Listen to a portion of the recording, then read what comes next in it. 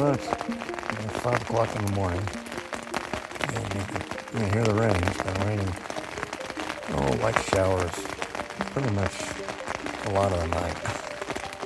Yeah, I'm a little bit concerned about running Chloride Canyon. It's well known to have problems with flash flooding. There's a lot of little stream crossings, which that doesn't bother us, but obviously we don't want to be down there because it's going to be flash flooding and threatening, life-threatening. We'll see what happens.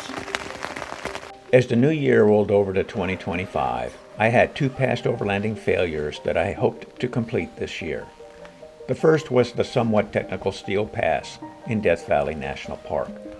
I had been stymied simply by circumstances not allowing it to happen, but had finally completed it just a few weeks before this NMBDR adventure. The second was Chloride Canyon. Although I had been in the canyon 3 times in the past, I had failed to cross the Continental Divide during any of those times, once because of deep snow, once because of a water pump failure, and the third time simply because it wasn't part of our plan. This is wet, so I'll just stuff it in this. On this morning, we were posed near the pass over the Continental Divide. It had rained much of the night, so there was some concern about further rain and flash flooding. But as the day dawned, this felt like it would be another success. This was the day to beat that challenge. A bit like fighting an octopus, I guess. I used this Sea to Summit sack, and it would also fit the rain fly, but packed that separately because it was really wet. Squeeze all the air out of it. And roll it tightly. And put this in here. And there it is, ready to go. Sleeping bag, tent, sleeping pad. This is equivalent to that 150-pound rooftop tent. This weighs about 10 pounds.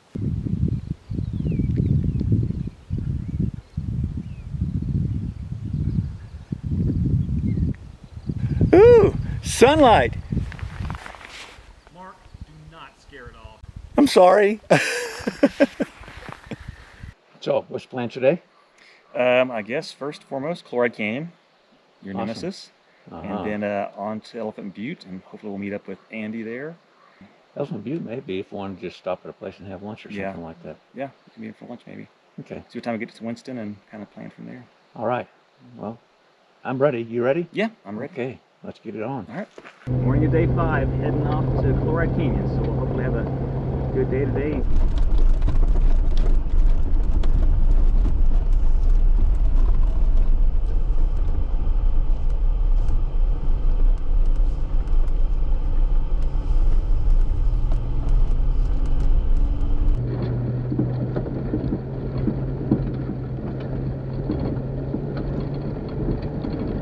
Interesting how you get into this meadow and the road is a lot smoother.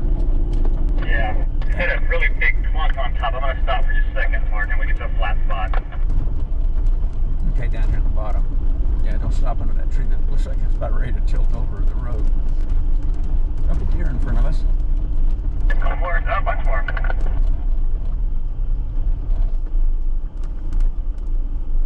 You lost one of the brackets off of my Gobi rack inserts, and Mark and I walked the trail and came back and actually found it snugged up against the windshield blade. So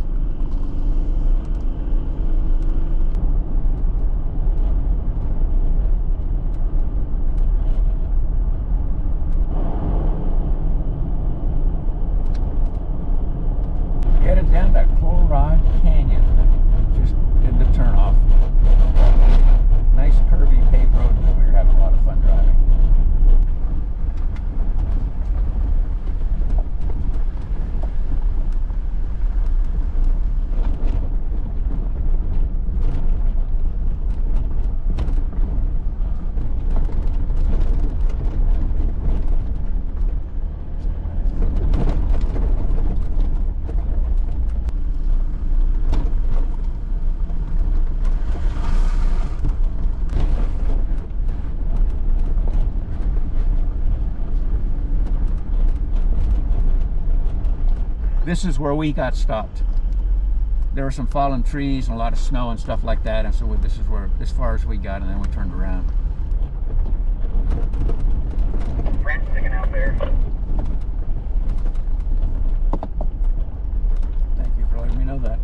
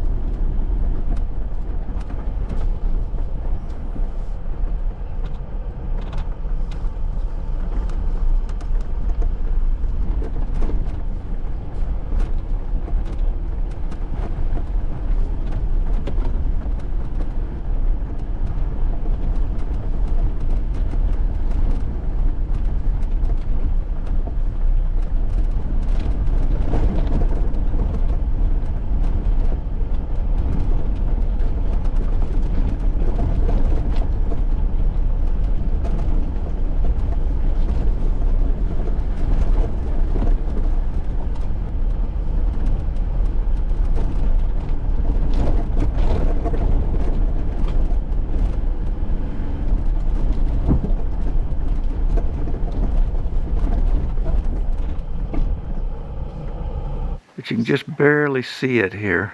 As one drives through Chloride Canyon, there are a couple of places worth stopping to view ancient rock art. We stopped to appreciate the pictographs, which are from Mogollon culture that inhabited the area from 200 to 1400 AD. Some of the pictographs may even have origins dated well before that time period.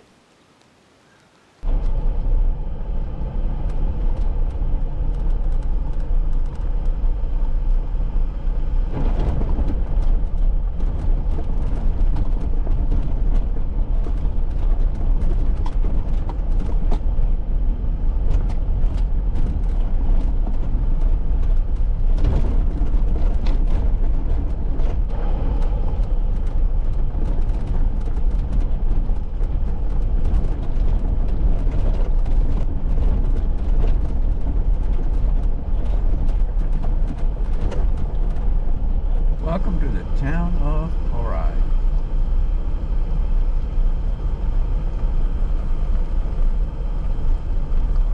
Chloride National Forest. Saw that. We did not have phone service in Chloride, nor nearby Winston. We continued along the NMBDR, hoping to soon have service to contact Andy and coordinate our meeting with him as we passed through Elephant Butte.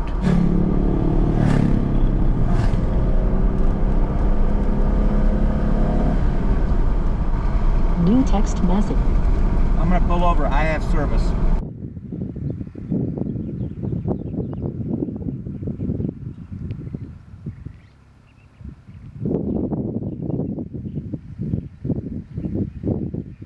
We were able to contact Mike's friend and Andy, and are going to meet him in Elephant Butte or TRC for lunch.